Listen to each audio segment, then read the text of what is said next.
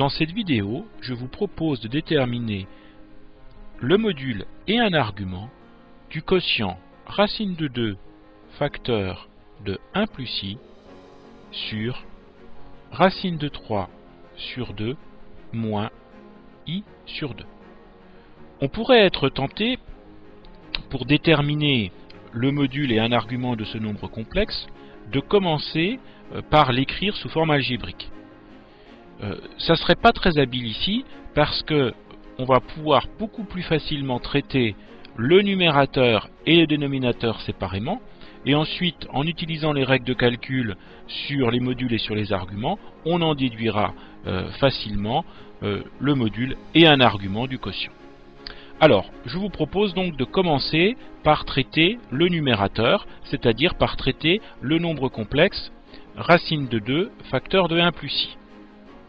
Alors, pour déterminer son module, eh bien, on va écrire que le module de racine de 2 facteur de 1 plus i, c'est égal à racine de 2 fois le module de 1 plus i. Et pour déterminer le module de 1 plus i, eh bien, j'utilise la formule que vous devez connaître. Le module du nombre complexe a plus ib, c'est égal à racine de a carré plus b carré. Donc si j'applique cette formule ici, qu'est-ce que je vais obtenir? Bon, mon racine de 2, lui, reste en facteur. Facteur de racine. A, c'est 1, donc 1 au carré. B aussi. Donc ça va me faire racine de 2 fois racine de 2, c'est-à-dire 2. Donc le module du nombre complexe racine de 2 facteur de 1 plus i, c'est tout simplement 2.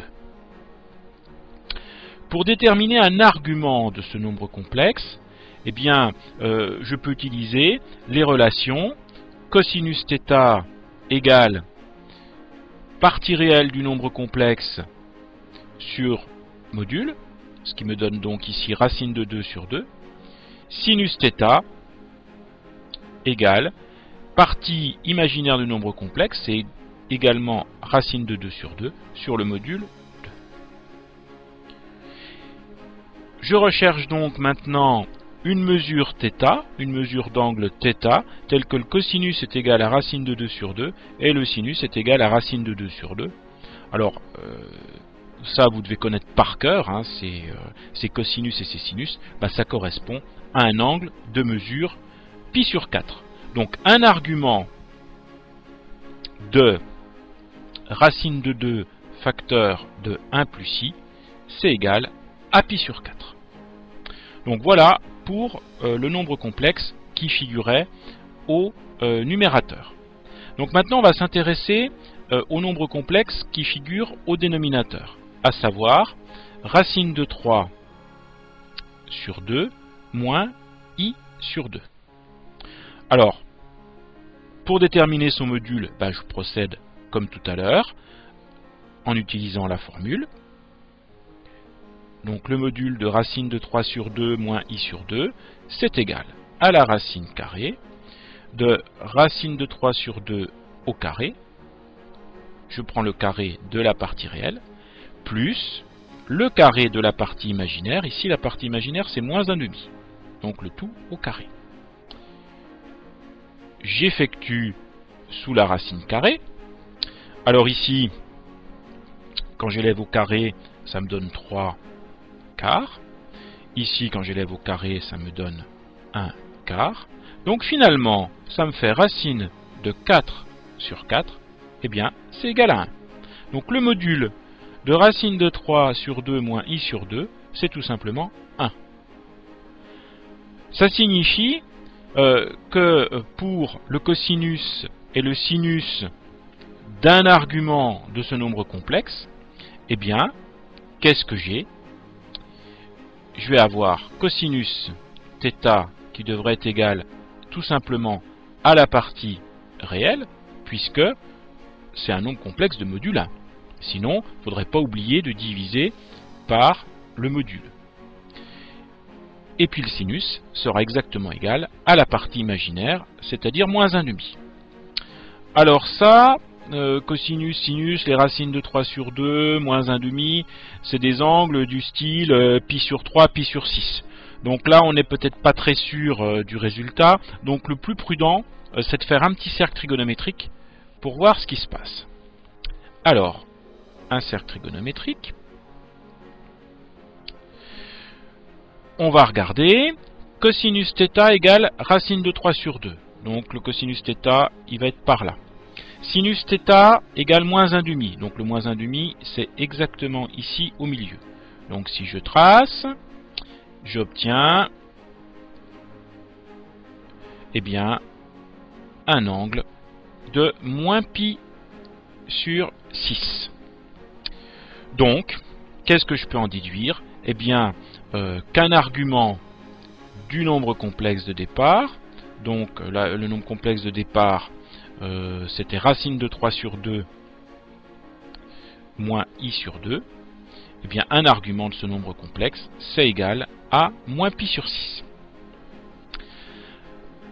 Alors, maintenant que j'ai tous ces résultats, je vais pouvoir très facilement déterminer le module et un argument de mon quotient que j'avais au départ.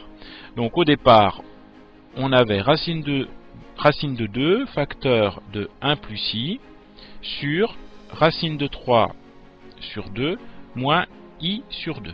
Donc, le module, c'est égal au quotient des modules.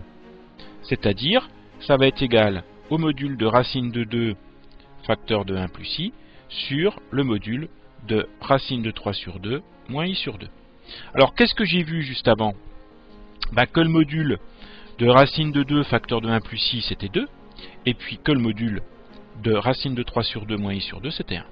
Donc, finalement, le module de mon quotient, c'est 2. Alors, pour l'argument, argument de racine de 2, facteur de 1 plus i, le tout sur racine de 3 sur 2, moins i sur 2. Alors, il faut savoir que quand on calcule l'argument d'un quotient, eh bien, c'est la différence des arguments. À savoir, un argument de racine de 2, facteur de 1 plus i, moins un argument de racine de 3 sur 2, moins i sur 2. Un argument de racine de 2, facteur de 1 plus i, j'ai vu tout à l'heure que ça faisait pi sur 4. Moins un argument de racine de 3 sur 2, moins i sur 2, on vient de voir que ça faisait moins pi sur 6. Donc pour terminer, il nous reste à effectuer ce calcul de fraction. Les dénominateurs, c'est 6 et 4, donc on va tout mettre sur 12. En multipliant numérateur et dénominateur par 3, pour la première fraction, ça me fera 3pi. Les deux signes moins me donnent un plus, et ici, ça me donnera 2pi. Donc au final, j'obtiens 5pi sur 12. Ainsi, un argument de mon quotient, ici, c'est 5pi sur 12.